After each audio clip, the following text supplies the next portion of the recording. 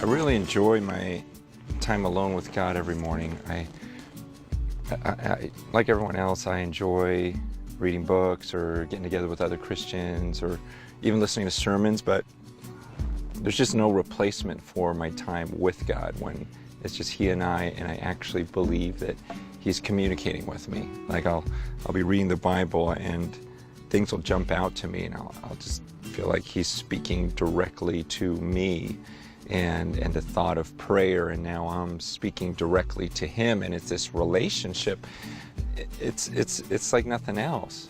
The Bible says in Colossians 1, verse 16, it says that I was made by Him, but I was also made for Him. And I think about that word "for," like, okay, there's a reason why I exist. I was made for Him, and it's similar to Ephesians 2:10, where it talks about how I'm His workmanship and I was created for good works that He determined beforehand that I should walk in them. So even before He made me, there were these things that I was made to do. And sometimes when I pray in the morning, I say, God, show me today. I know there's a reason why I exist. And it's not just this weird, okay, there's a purpose to my life, but there's a purpose to this day. And I say, God, okay, so as I go about my day, show me what I'm supposed to do. And it's amazing how different the day seems to unfold. I mean, in a real way, like things just happen where I go, wow, I think that was part of my purpose today. Like, this is what I was made for. It takes effort to hear from God in the morning. Like sometimes I'll notice I don't really put a lot of effort or thought into my time with God, and maybe I rush through it. Because it takes work. Like I really have to think and clear my mind of everything else, and I need that in the morning. Because it seems like once you start your day, there's so much noise and racket and voices and everything else and all these different influences, and some people feel like, well, my day's so busy I don't have time to just sit and quietly and just focus on God. And yet in my mind I think, well, you don't really have time not to. I mean, how can you afford not to think about God? We all will make statements like, I know I'm not guaranteed tomorrow, but I mean, how many people really live that way and really think, okay, I want to know, I want to hear from God, I want to be close to Him, because this literally might be the day that I see Him. I mean, isn't that the most intense thought, to think that there's no reason why today wouldn't be the very day that I actually stand before the throne of God and see Him? What if this was the day that you actually saw God? I mean, I've read about Him, I've spoken to Him, I think about Him, I have this relationship with Him my whole life, but that is the craziest thought, to think that I literally could see Him today.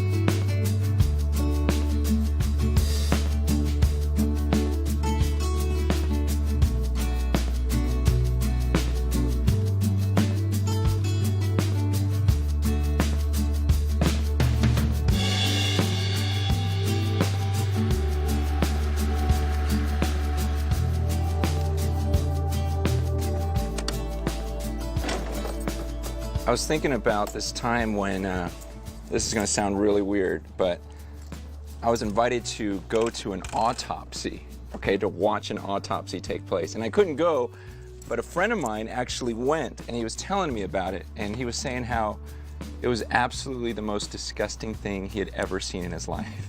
Because he says, you're watching, here's this human body, okay, imagine this, he just died not that long ago, sitting on a table, or laying on a table, and the guy just comes and just cuts him right up the middle, spreads them apart. Then he takes like these garden like lopper type of things, that you would break branches with, and he just went down each of the ribs and then just pulled the body open, and then he started pulling things out of the body, like different parts out of this guy's chest. And he was like, oh my gosh, like you can't do that to a human being. He was so blown away by almost like this disrespect for a human body. And I was thinking to myself, I am so glad I didn't go, because I think I would have thrown up. But then I thought, maybe it would have been good to go. Maybe there's something healthy about just seeing a body laying on a table and realizing, yeah, that's all it is. It's just a body, and that'll be me one day. Because sometimes it's almost like we have too high of a regard for human bodies and too high of a regard for our life on earth, and there's something healthy in seeing another human being laying on a table, knowing that, yeah, that'll be me someday.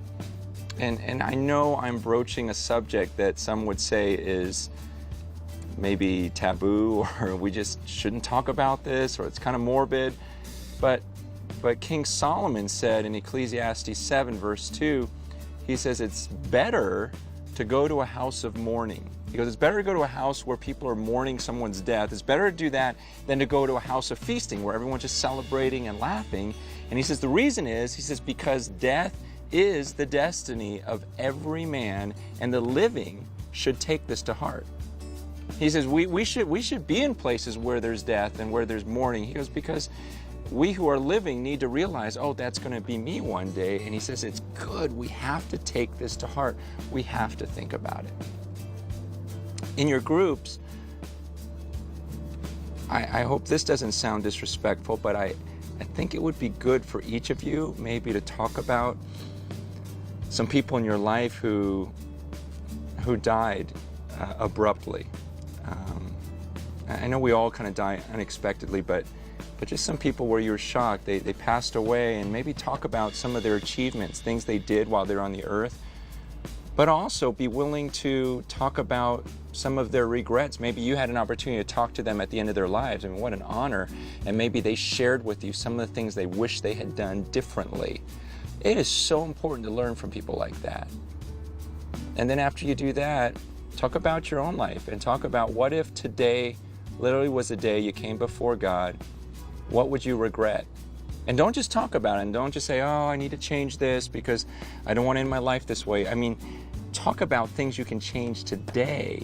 Say, you know what, this is what I want to do because I don't want my life to end this way. I know this would be a regret, so I will change this literally. I will do this today. And share that with the group, and then hold each other accountable on these issues.